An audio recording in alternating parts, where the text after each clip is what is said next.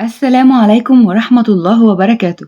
أهلا بكم معايا من جديد في قناتي سيلي's كيتشن. النهاردة بقى هنعمل الحمام الكداب زي ما الكتاب بيقول، وكمان الحشو بتاعه هيكون بنفس الحشو بتاع الحمام بالظبط بتاع زمان. تعالوا ازاي نشوف الوصفة والمكونات. وقبل ما أبدأ مكوناتي ما تنسوش اللايك والشير والسبسكرايب، وكمان تفعلوا زر الجرس عشان يوصلكم كل جديد.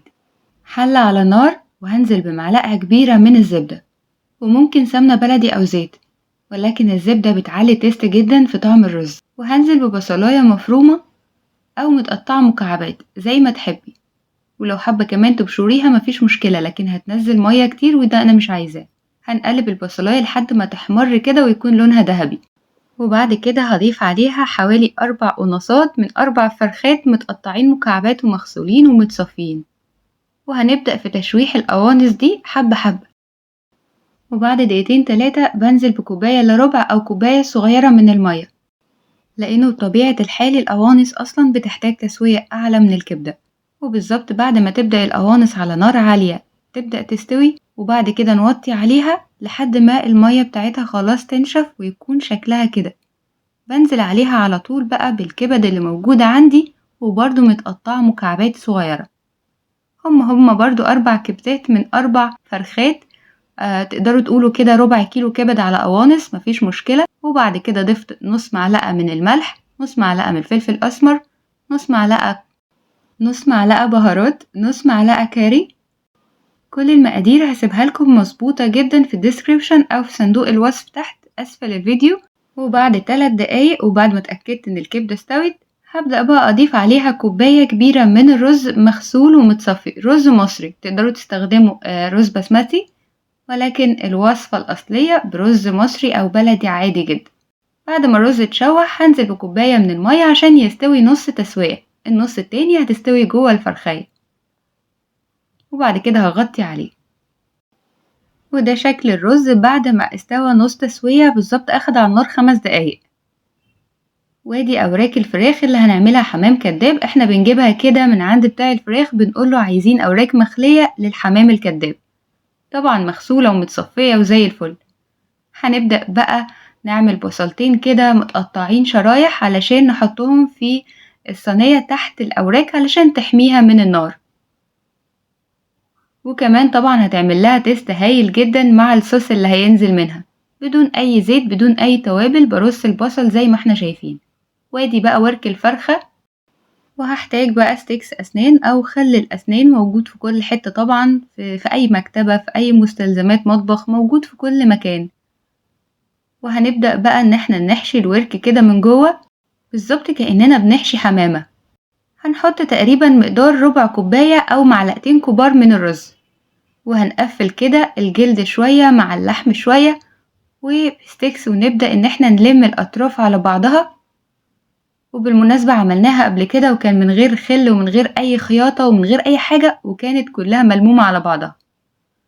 أنا بقفل كويس قوي عشان الناس اللي مش بتحب إن هي تعمله من غير تقفيل. دي طريقة سهلة جدا لتقفيل الحمام أو تقفيل الأوراق علشان نعمل حمام الكداب. وهو ده شكله. هنبدأ بقى نرص الورك ده في الصينية بالشكل ده. وتعالوا نكمل واحدة تانية علشان نشوف طريقة الحشو، ولا أسهل. هي كده كده هتلاقوها مجوفة من جوه مكان العظمة اللي اتشالت من الورك. أنا بضغط كويس قوي الرز، بس في نفس الوقت مش بكبسه علشان ما تنفجرش مني أو تتفتح في التسوية. هي كده كده مش هيجرالها أي حاجة. وبقفل بقى الحمامية الكدابة دي كمان ستيكس. في ناس بتحب تخيطها بالخيط عادي، الطريقة اللي تريحك اشتغلي بيها، ولكن الطريقة دي سهلة جدا.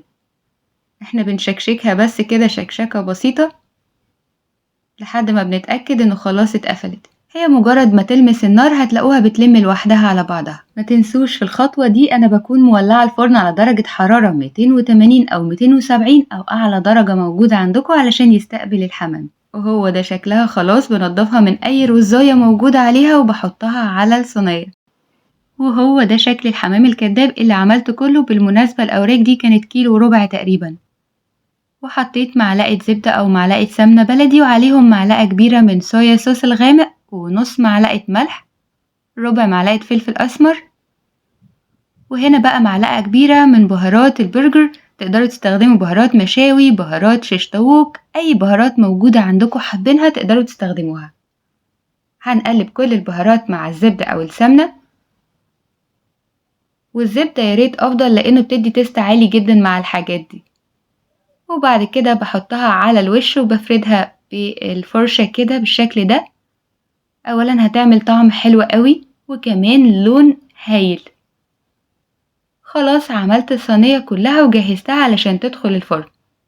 هدخلها في أول مستوى من الشواية بتاعة الفرن وهسيبها مدة ساعة لساعة وربع، وهيكون هو ده شكلها. تعالوا بقى نطلع واحداية كده ونشوفها ازاي بقت من جوه وازاي بتتقطع بكل سهولة وجوسي جدا من جوه وحلوة قوي. بصوا ازاي لحمها بجد مظبوط، التسوية بتاعته حلوة جدا، الشريحة واضحة قوي. بصوا من جوه، تعالوا نشوف ازاي الرز مفلفل، وكمان ازاي الفراخ بتاعتي استوت بكل سهولة، حلوة قوي، كمان طعمها ولا أروع. تعالوا بقى نرص كل الحمامات اللي موجودة على السيرفيس بتاع التقديم. وما تنسوش ممكن تعملوا الحركة دي ان انتوا تاخدوا شوية من الصوص على وش الحمامية، هتديها تلميعة كده وكمان طعم حلو. الصوص ده بجد طعمه رائع، ممكن يتحط في طبق ويبقى كده زي المقابلات جنب الفراخ دي او الحمام ده. تستخدموا الصوص ده مع اي رز حلو برضو. خلاص انا بطلع كل الحمام اللي موجود عندي، وما تنسوش بقى تشيلوا اعواد الخشب دي علشان بتبقى مشكلة كبيرة جدا مع الاطفال. كده انا بخلص الاوراق اللي موجودة من الستيكس او الاعواد الخشب زي ما اتفقنا. وهو ده شكل الحمام الكداب، وهي دي صينيتي، وحاجة كده ولا اروع، ومش هتبطلوا تعملوها كتير. هي دي كانت وصفة النهاردة، اتمنى تكون عجبتكم.